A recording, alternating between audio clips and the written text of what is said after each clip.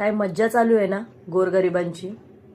फक्त कमवायचं, 12 तास गाढवावानी ड्युटी करायची, घरी यायचं, 2 टाईम मिळेल ते खायचं, गप्प सकाळी उठायचं आणि कामाला निघायचं. बस सर्वसामान्य माणूस एवढंच करू शकतो, कारण त्याच्या हातामध्ये राहिलंय तरी काय. सगळं तर आपणच करून ठेवलंय ना, त्याच्यामुळे आता फक्त भोगतोय आपण. मग तिकडे सिलेंडर महाग होऊ दे, सोनं वाढू दे, नाहीतर गॅसला आग लागू दे, गाढवासारखं फक्त तू कामच करायचं. आणि ते जर जमत नसेल तर डबल ड्युटी करायची. ह्याच्या व्यतिरिक्त आपल्या हातामध्ये काहीच राहिलं नाहीये. कारण आपल्या होत्या तेवढ्या जमिनी आपण मोठ्या मोठ्या लोकांना विकल्या. गोरगरीब फक्त 2 पैशाकडे बघून बंगला घरात बांधून व्यवस्थित राहिला. आपल्यासारख्यांनीच आपल्या हाताने वाटोळं केलेलं आहे, गाव गाव ठेवलं नाहीये आपल्यासारख्या सर्वसामान्य माणसांनी. मग आता माणूस का रडतो? आपल्या टायमाला आपल्या आईवडिलांना 2 ते 3 मुलं सहज सांभाळू शकत होते, पण आत्ता आपल्याला एक मूल सांभाळणं इतकं कठीण झालेलं आहे ना. का? तर महागाई वाढली. महागाई तर वाढलेलीच आहे, त्याचबरोबर आपली मुलंही सेफ नाही आहेत. कारण जर घर चालवायचं असेल तर आईवडिलांना दोघांनाही बाहेर पडावं लागतं. ह्याच्या आधीही पडावं लागत होतं, तेव्हाही आईवडील कामाला जात होते, 2-2, 3-3 मुलांना घरी सोडून. पण तेव्हा लोक विश्वासातली होती, सगळं आपल्या मुलांकडे लक्ष देत होती. पण आता कोणाला कोणाशी काही घेणं देणं राहिलेलं नाही आहे. त्याच्यामुळे बलात्काराचे प्रमाणसुद्धा वाढलेले आहे.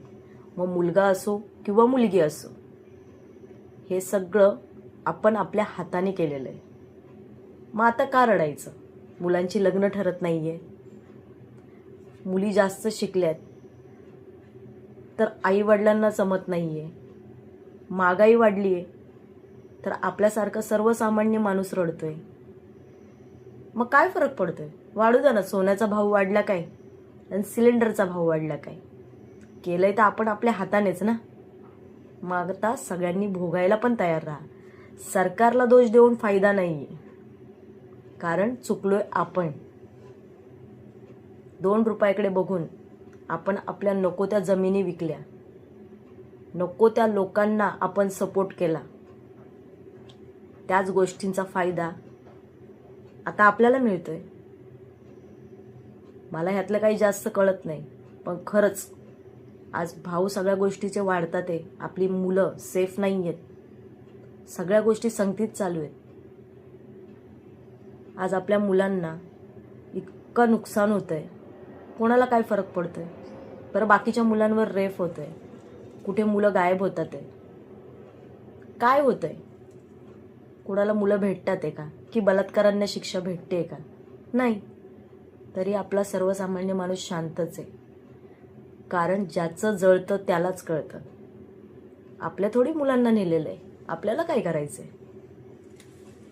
ह्याच विचारात आज सगळे, तुम्ही सुद्धा आणि आम्ही सुद्धा, आपण आपल्या हाताने नुकसान करून घेतलेली आहे. त्याच्यामुळे रडण्यात काही फायदा नाही आहे. होतंय ते खूप चांगल्यासाठी होतंय. माणूस फक्त हा विचार करतो, सरकारने भाव वाढवला, सरकारने भाव वाढवला. सरकारने भाव वाढवला नाही, आपण त्यांना चान्स दिला, त्याच्यामुळे आता आपण भोगतोय. बरोबर ना?